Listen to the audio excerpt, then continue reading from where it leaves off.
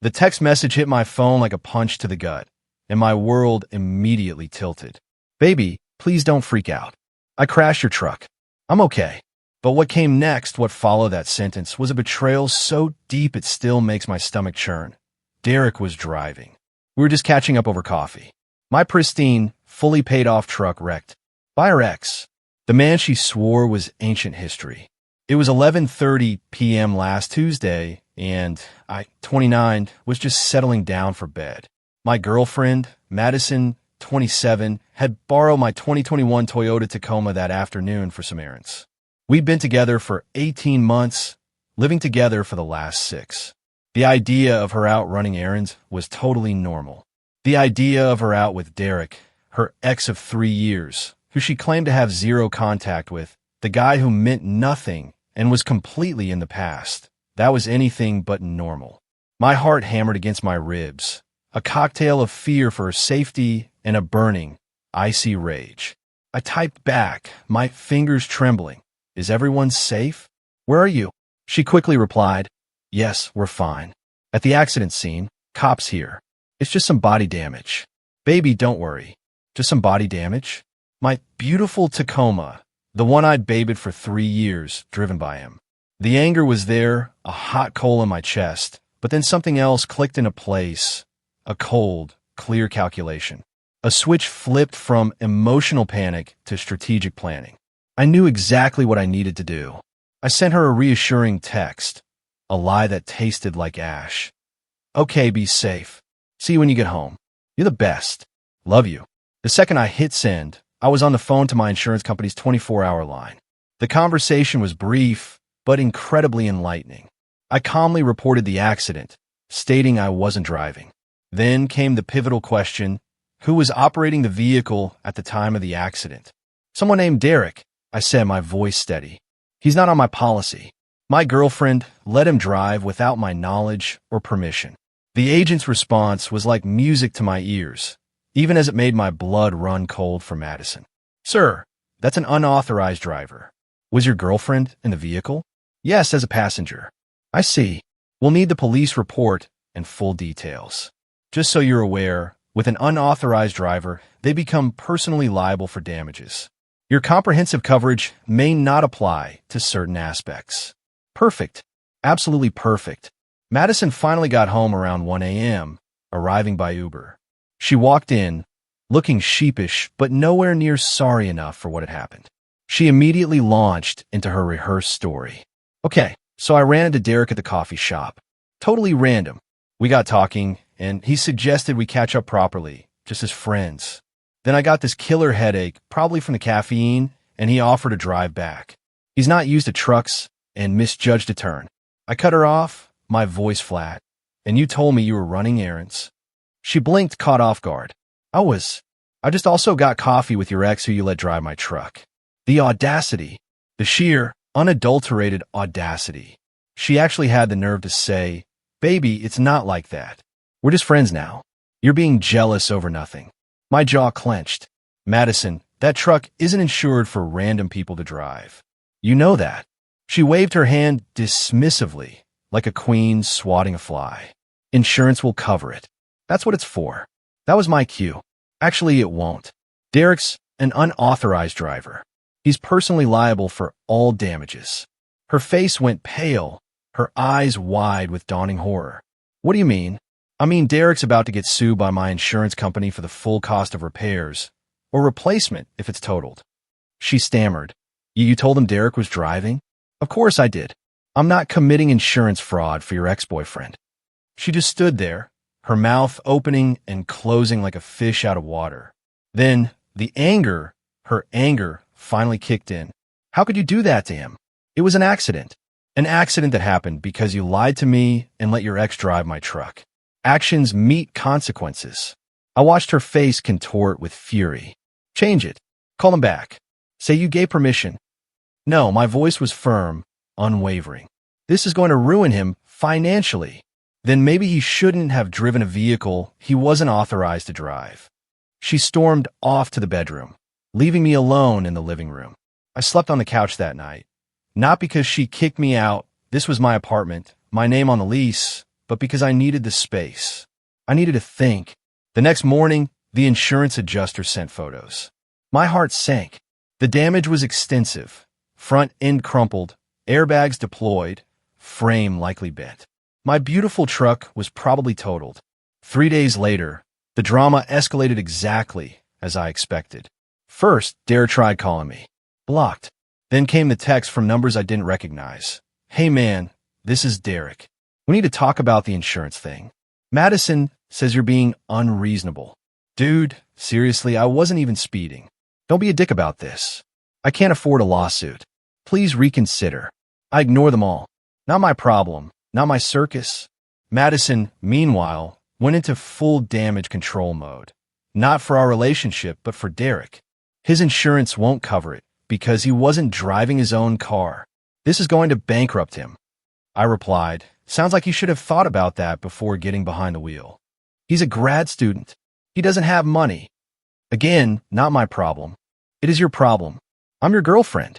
A girlfriend who lied about where she was going and let her ex drive my truck. The insurance company moved fast. My truck was officially totaled. The market value was $38,000.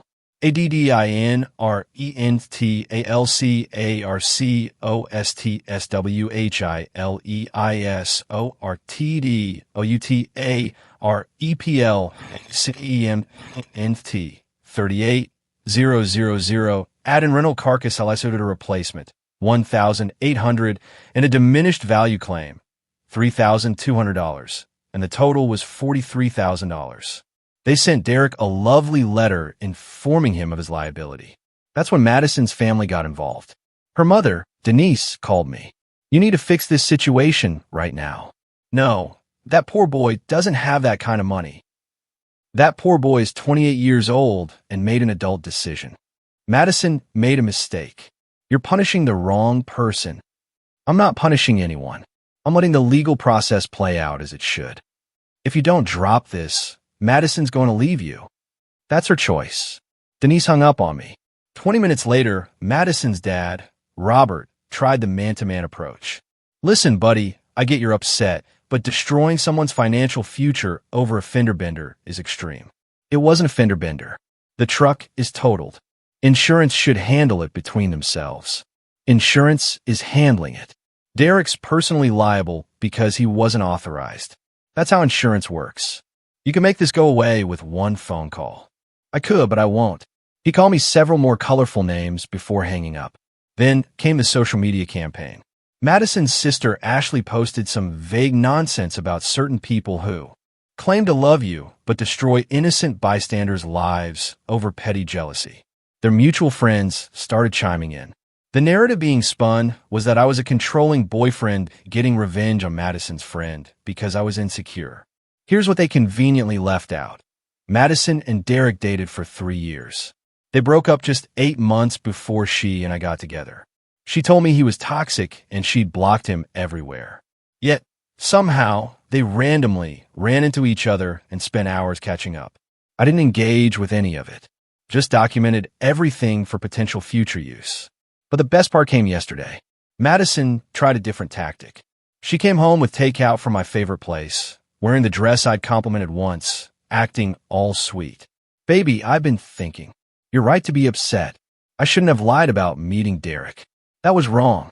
She paused, looking for my reaction, then plunged in. Okay, but punishing him financially isn't the answer. It's just going to create more drama for us. My heart, which had been chipped away piece by piece over the last few days, felt hollow. The truth slipped out, calm and steady.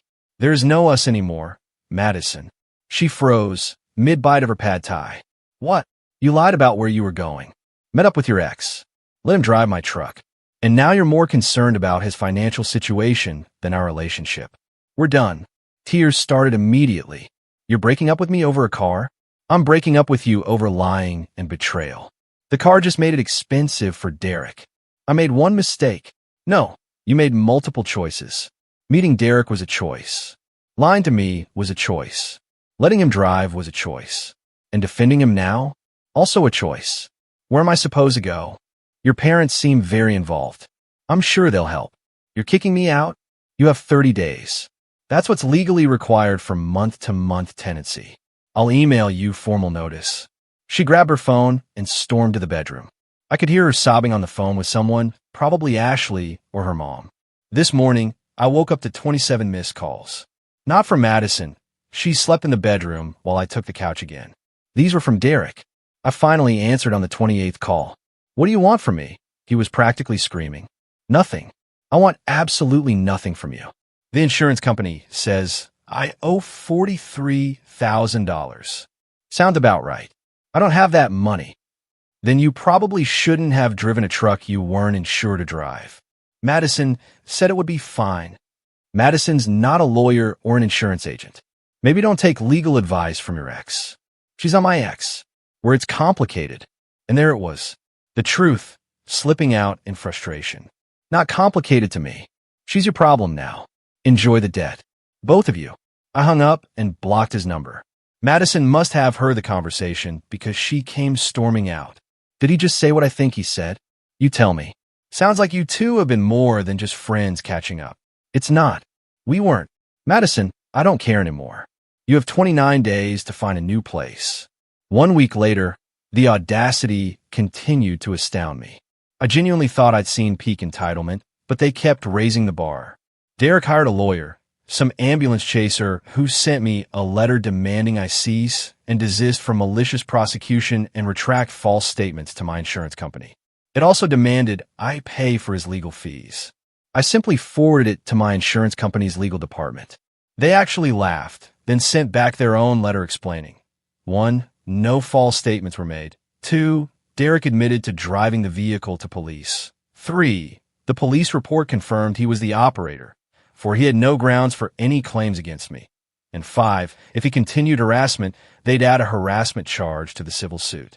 Meanwhile, Madison turned our apartment into a war zone. She was still here, with 22 days left on the notice, but she was making it as miserable as possible. Tuesday, she accidentally clogged the toilet with too much toilet paper. Plumber cost me $200.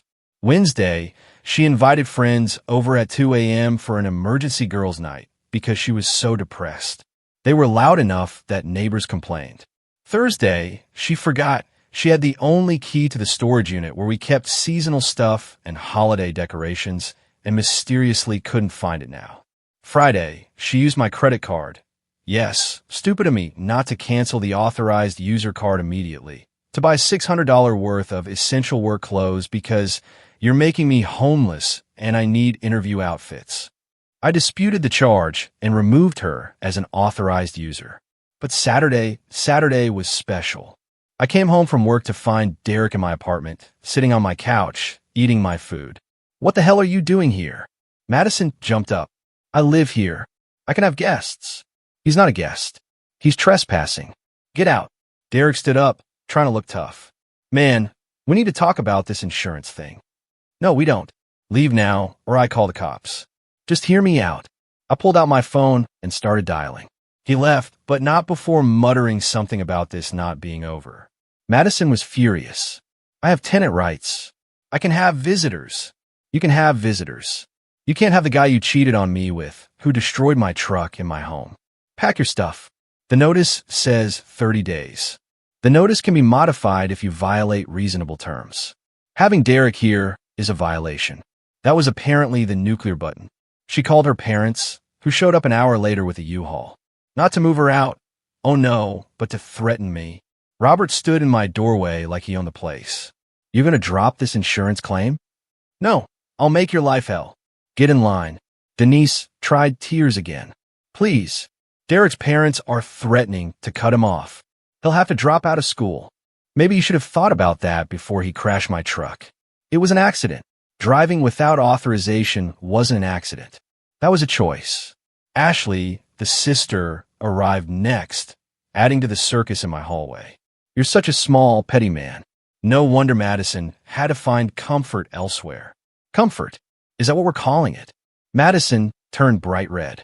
Ashley, shut up. Too late. The cat was out of the bag. So, you admit it? I said calmly. You've been cheating with Derek. We weren't. It's not cheating. We were on a break. What break? When were we on a break? In my mind, I was going to break up with you anyway. The hallway went silent. Even her family looked shocked by her outburst.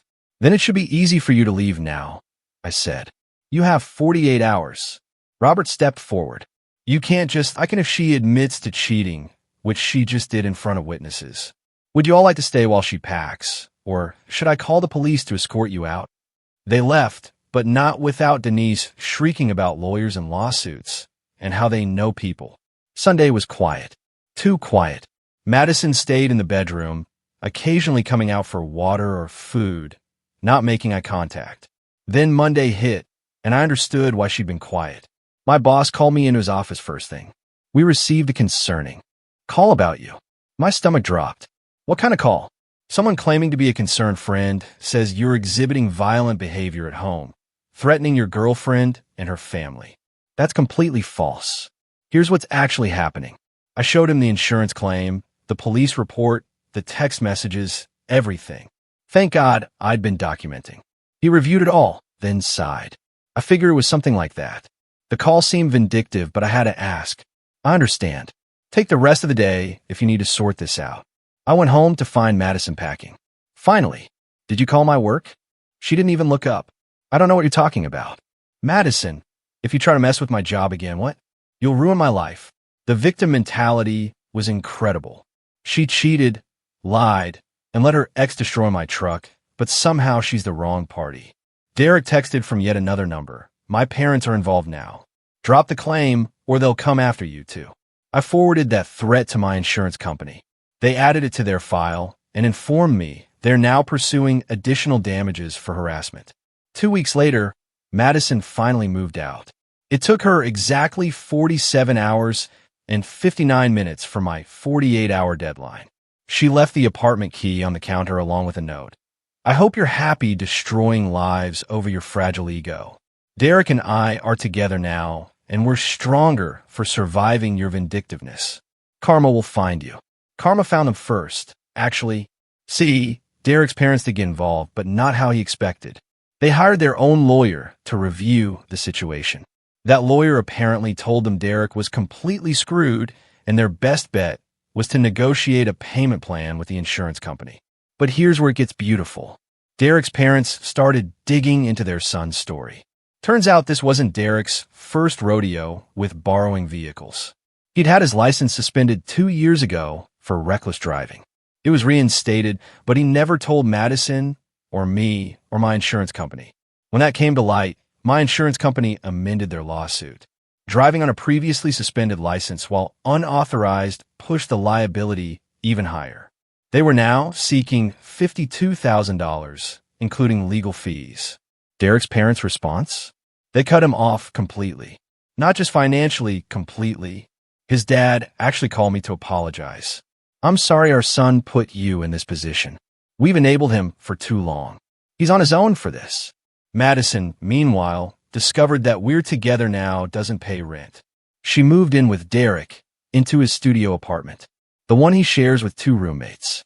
Ashley posted some passive-aggressive stuff about love conquering all and true partners stick together through hardship. That lasted exactly 5 days. I got a text from an unknown number. It was Madison's friend Brittany, who I'd always gotten along with. Hey, thought you should know, for closure or whatever. Madison's crashing on my couch now. Derek kicked her out because she expected him to pay for everything since she's unemployed.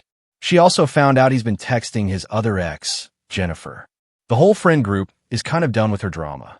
Sorry about your truck. I thanked Brittany and wished her luck with her house guest. But the saga wasn't over because Derek, in his infinite wisdom, decided to try one more play. He filed a claim with his own insurance, saying he was a permitted driver because Madison had authority to give permission.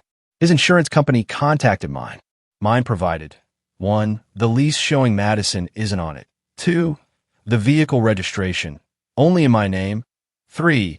Text messages showing I never gave permission. 4. Madison's own statement to police that she let Derek drive without asking me. Derek's insurance dropped him completely. Not just the claim.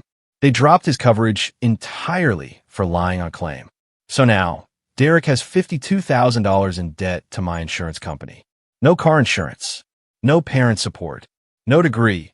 He dropped out to work full-time to pay legal fees. No girlfriend. Madison bounced when the money dried up. Madison has no boyfriend. Derek dumped her. No apartment. Can't afford one. No car. She sold hers 6 months ago because Derek would drive them everywhere. No friends. Burned those bridges. No job. She quit 2 months ago to focus on our relationship. And me? I got a check from my insurance for the full value of my truck, plus rental coverage. I bought a 2023 Tacoma with better features. The insurance company is handling the lawsuit against Derek. I don't have to do anything except show up if it goes to court. It won't. Derek's trying desperately to settle. Robert, Madison's dad, called one last time trying to guilt me. I hope you're satisfied. You've ruined 2 young lives over pride. I didn't ruin anything. They made choices. They're facing consequences. Derek might have to file bankruptcy. Okay. Madison's depressed. Okay. You're heartless. I'm heartless? Your daughter cheated on me, lied to me, and let her side piece destroy my property. But I'm heartless for not covering for them. He hung up. 1 month later, this will be my last update because the legal stuff is wrapping up and I need to move on with my life. Derek filed for bankruptcy, Chapter 7. The insurance company got what they could, about $3,000 from selling his gaming setup and some collectibles, and wrote off the rest. My rates didn't even go up because I wasn't at fault and they recovered something. Madison? Well, Madison learned that actions have consequences. After Brittany kicked her out for borrowing money without asking, Madison crawled back to Derek, who had started dating Jennifer again. That went about as well as you'd expect.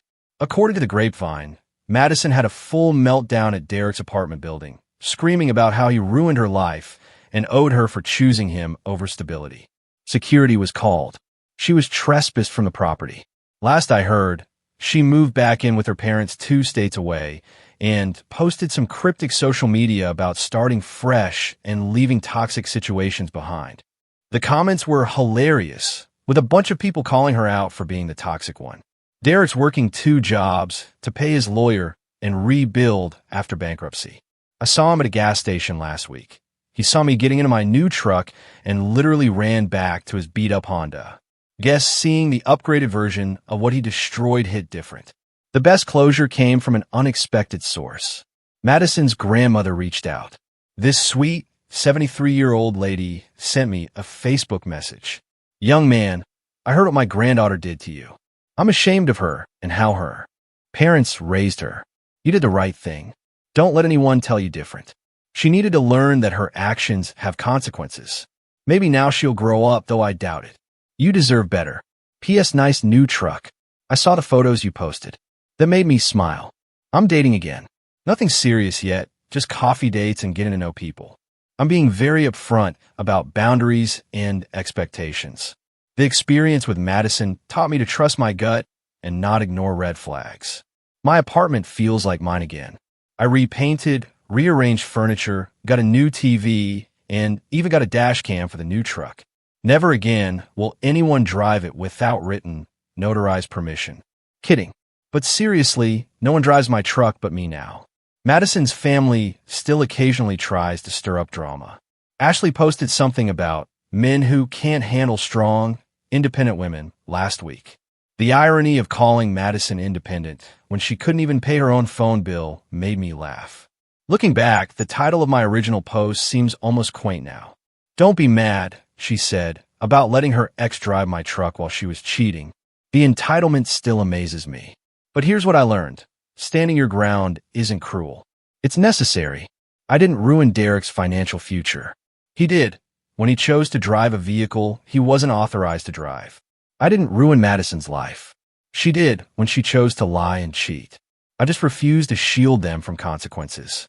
My insurance company sent me a satisfaction survey. I gave them 5 stars and wrote, they turned my ex's entitlement into a life lesson. 10 out of 10 would let them sue Derek again. The agent who called to follow up actually laughed. To anyone listening, if you're ever in a similar situation, document everything. Don't cave to emotional manipulation, and never, ever let anyone who's not on your insurance drive your vehicle. Trust me on that last one. Ask Derek or don't. You probably can't afford the phone bill to answer. What would you have done if you got that text message? Let me know in the comments below.